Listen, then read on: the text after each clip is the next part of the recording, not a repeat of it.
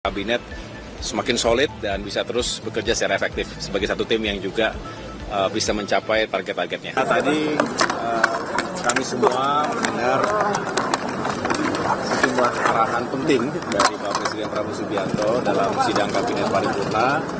Hari ini kita memperingati sekaligus melakukan evaluasi terkait apa yang telah dikerjakan oleh Kabinet Merah Putih, pemerintahan di tingkat pusat, dan tentunya banyak progres yang juga sudah dihadirkan, tetapi juga banyak hal yang harus terus kita kawal, kita perbaiki dan kita tingkatkan dari berbagai sektor. Tadi beliau kupas begitu lengkap, gamblang, dan teman-teman media juga tadi mendengarkan. Intinya adalah kita ingin terus pastikan bahwa semua agenda prioritas, program-program yang memang ditujukan untuk meningkatkan pertumbuhan ekonomi, termasuk mendistribusikan kesejahteraan bagi masyarakat secara lebih berkeadilan lagi, itu menjadi target yang harus kita capai bersama-sama ke depan. Dan tentunya dari sektor infrastruktur dan pembangunan kewilayahan, memang infrastruktur ini harus bisa memberikan dukungan kepada sejumlah agenda prioritas. Bicara swasembada pangan butuh dukungan infrastruktur, butuh bendungan, irigasi yang juga baik.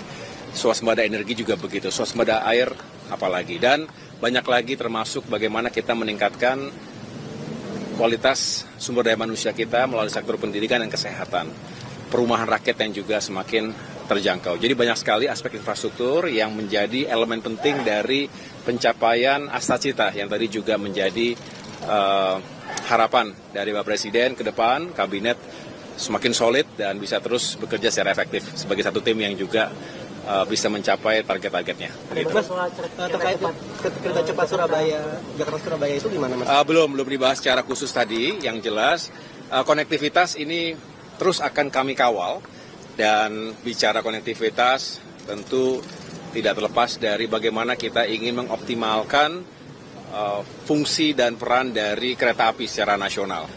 Kita tidak hanya bicara kereta cepat, termasuk tentunya penting ketika kita menghadirkan konsep perluasan kereta cepat hingga Surabaya untuk mengurangi waktu mobilitas atau transportasi manusia, barang, dan jasa, tapi juga banyak fungsi kereta lainnya, termasuk untuk logistik, untuk barang-barang. Ini yang terus kami kembangkan juga, tidak spesifik harus bicara kereta cepat saja, tapi juga reaktivasi kereta-kereta yang sudah cukup lama perlu kita optimalkan fungsinya. Kamu secara spesifik kan juga masalah anggaran kereta cepat Jakarta-Bandung ini juga jadi sorotan. Iya, benar sekali. Kami terus berkoordinasi beberapa hari yang lalu digelar rapat bersama dengan Danantara misalnya.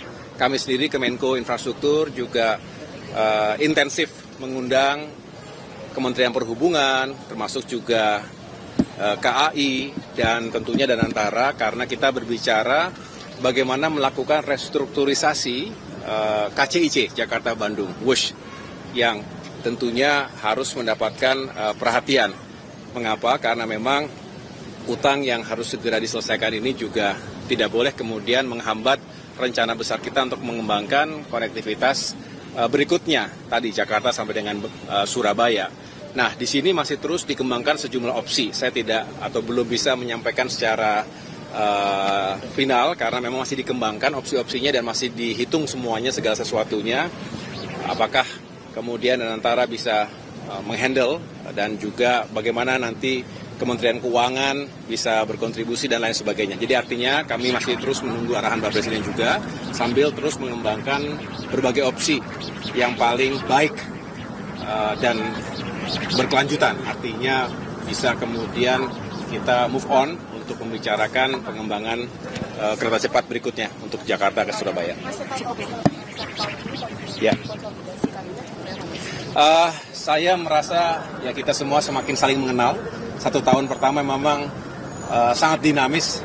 Pertama kita semua, saya sendiri misalnya sebagai kementerian koordinator yang baru, ya, nomenklatur yang baru, kita menata sistem, organisasi, aturan main, dan juga agenda-agenda prioritas yang harus kita benar-benar kuasai. Sambil terus belanja masalah.